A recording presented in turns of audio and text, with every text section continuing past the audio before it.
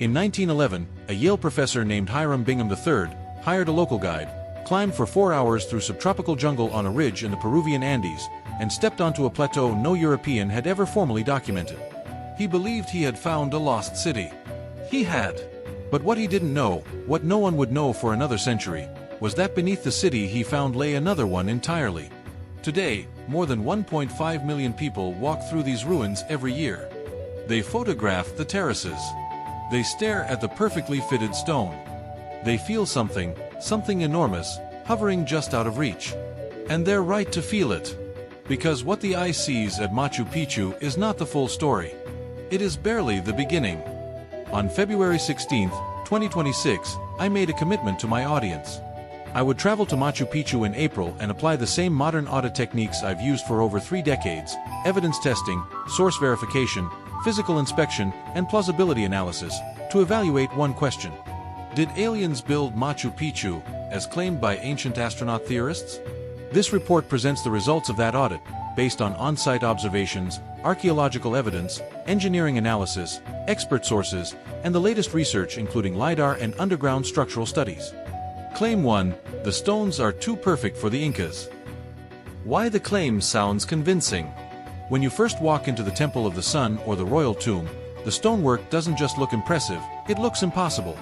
Some joints are so tight a sheet of paper can't slide between them. In places, the gaps are under a millimeter. There's no mortar, no chisel marks, no written engineering plans. And the Incas had no steel tools, no wheels, and no draft animals. To a first-time visitor, especially without a background in archaeology or engineering, the precision feels beyond human capability. It's easy to imagine that some unknown technology must have been involved. That's the claim. Now here's the audit. The walls of the Temple of the Sun, the Royal Tomb, and the Sacred Plaza represent the highest elite craftsmanship in the entire empire, the Inca equivalent of a cathedral or a presidential palace. Most Inca walls were not like this. Most were rough fieldstone, simple polygonal masonry, or adobe. We remember the masterpieces because they survived earthquakes. We forget the ordinary buildings because they didn't. This creates a survival bias. Everything the Incas built was impossibly perfect. No, only the best examples remain.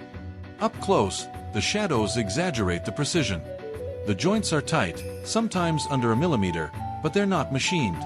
Archaeologists who measure them with calipers find variation in joint width, irregular angles, hammerstone tool marks, microchips and imperfections.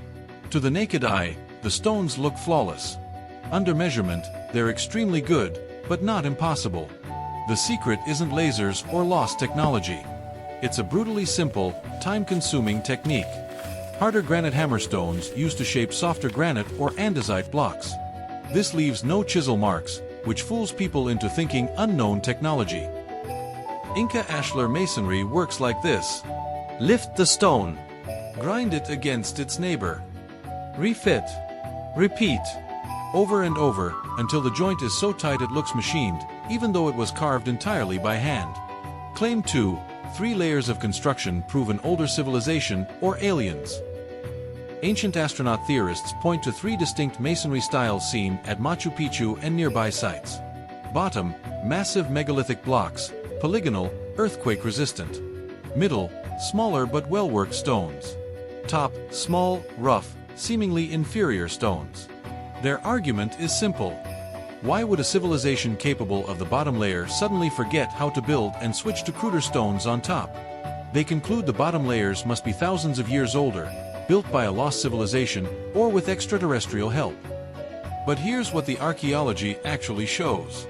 Cyclopean, polygonal, rectangular. 3 completely different masonry styles, all appearing together, at the same sites, built during the same 20-year construction boom. Under Emperor Pachacuti, around 1450 to 1470.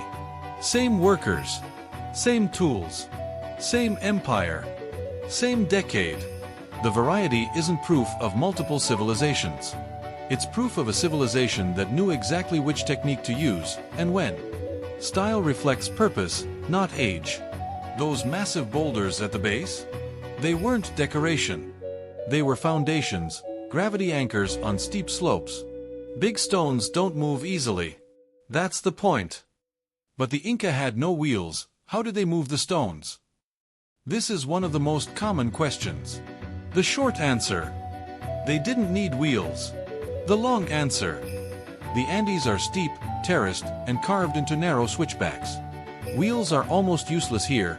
A cart would tip or shatter long before reaching a construction site. So the Inca engineered a system perfectly adapted to their landscape. The empire didn't rely on machines. It relied on people.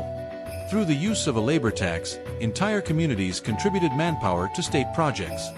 This allowed the Inca to mobilize thousands of workers at once, coordinated like a human machine. Rope technology. The same engineering that built the Incas' famous grass suspension bridges also moved their stones. Thick, braided plant fiber ropes, some as thick as a man's arm, were strong enough to hold a bridge. They were also strong enough to drag a 50-ton block. The Inca used ramps, terraces, and drag paths. Instead of roads for carts, the Inca built long earthen ramps, terraced platforms, stone-paved drag paths.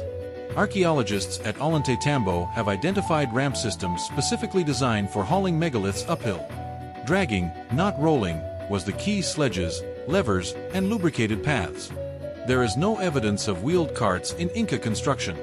But there is evidence of wooden sledges, log levers, paths lubricated with water, sand, or gravel.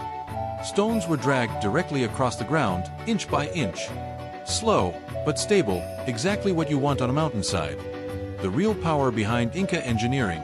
The Inca didn't need wheels. They had something far more powerful. A centrally organized empire capable of mobilizing tens of thousands of workers with military precision. That's how they moved multi-ton stones across the Andes. Not with lost technology. Not with alien intervention. But with engineering adapted to their environment and the collective strength of an entire civilization. Recent ground-penetrating radar surveys have revealed Machu Picchu's hidden multi-layered foundations and sophisticated drainage system. These include deep terraces with foundations 2 to 3.5 meters thick, large stones at the base, followed by layers of gravel, sand, and soil.